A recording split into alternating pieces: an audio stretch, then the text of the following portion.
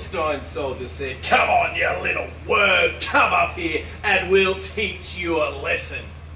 Johnathan heard that and he said to his armor bearer, "Simon, God is with us. We're going to have the victory today. Do you trust me?"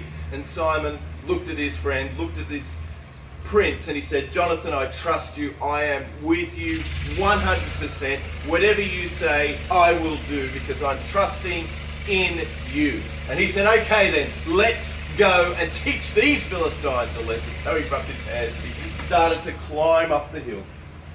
He climbed up the hill and his armor bearer behind him. Remember, his armor bearer had no weapons. He was only carrying the armor for Johnathan.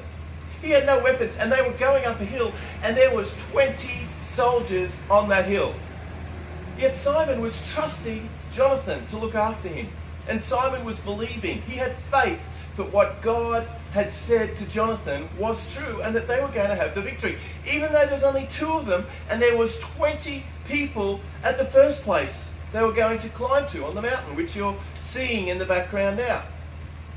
Trusting Johnathan, they kept climbing, and when they got to the top, the soldiers looked at them and they started laughing. They said, "Okay, let's get rid of these Israelites." But then Johnathan, he drew his sword and he started fighting them. Simon, he had nothing. He was probably just holding the armor for Johnathan behind, but Johnathan was fighting and he knocked 1 down and he knocked 2 down and he knocked a 3rd down. Simon picked up the sword. And back to back then, he and Johnathan were fighting, and another one went, and another one went, and finally all those 20 people on that hill were defeated. And guess what? The Philistines got so scared that they just started running for their lives. They started attacking each other. They didn't worry about Johnathan and the armor bearer anymore. God had made them so afraid because of the faith of Johnathan and his armor bearer Simon.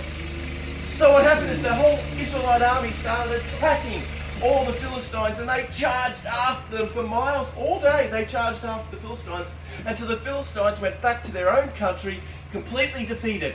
Why?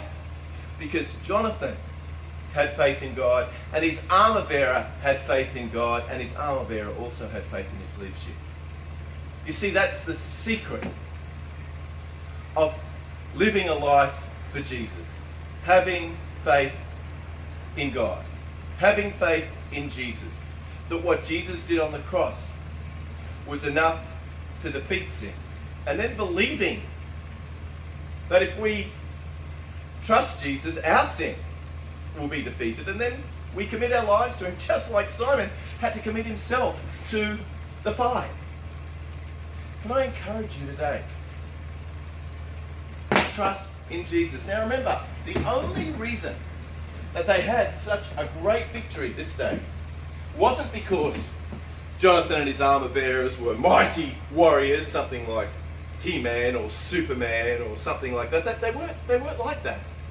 They were people, normal people, who trusted in God, who had faith in Jesus to give them the victory. And you know what? We can have faith in Jesus and he can give us a victory no matter what's going on around us.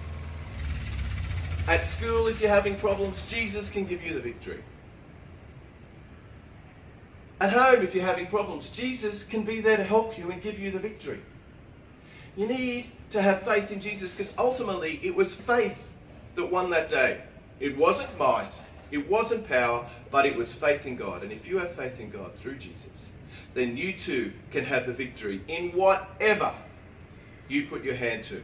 Can I encourage you to trust Jesus and watch the victories happen? Even though life won't be easy, you will have so many victories, just like Simon and Johnathan. Well, thanks for watching.